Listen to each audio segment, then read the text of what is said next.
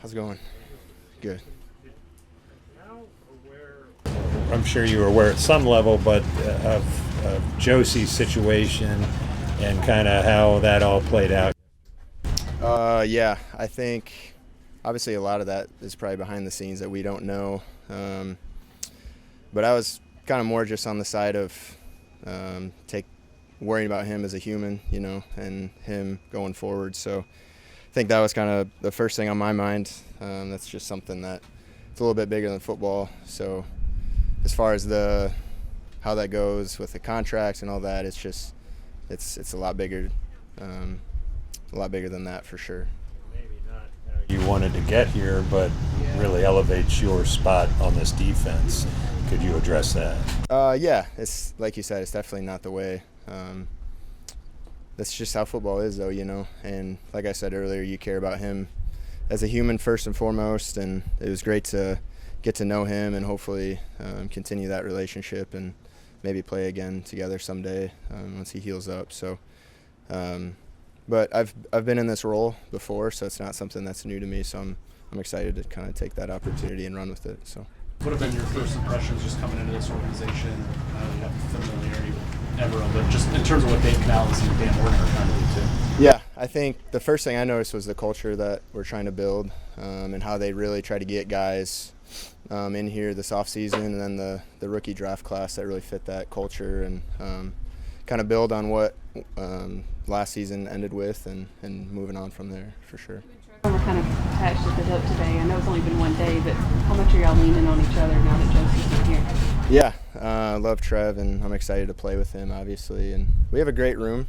I'm excited to have all those guys for training camp and kind of see how the season shakes out that way.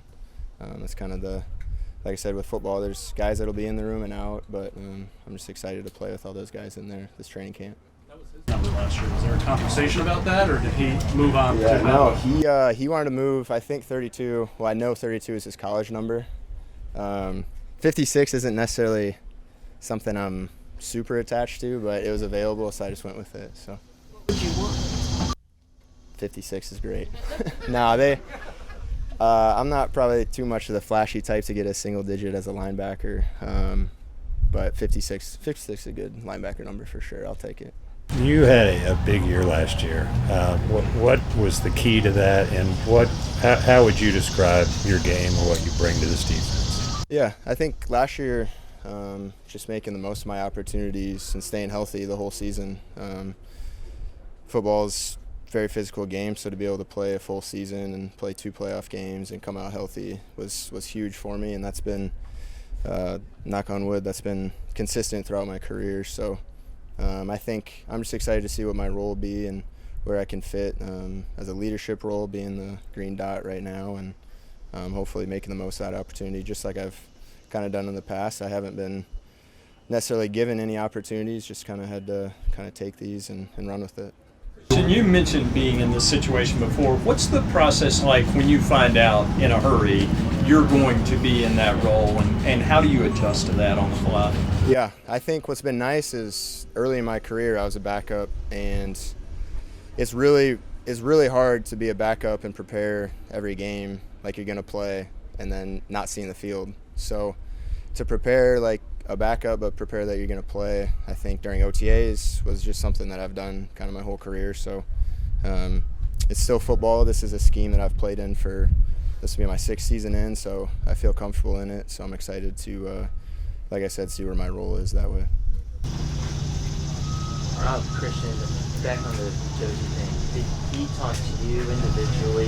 Did he address the team at all yesterday, or how did you find out? Yeah, he told me in the morning. I know his big thing is he didn't want it to be a distraction, which whatever he would have done, I think it's a big deal to not have him in the locker room. So it's not like it was a distraction, kind of maybe a disappointment that he's not going to be around for a little bit.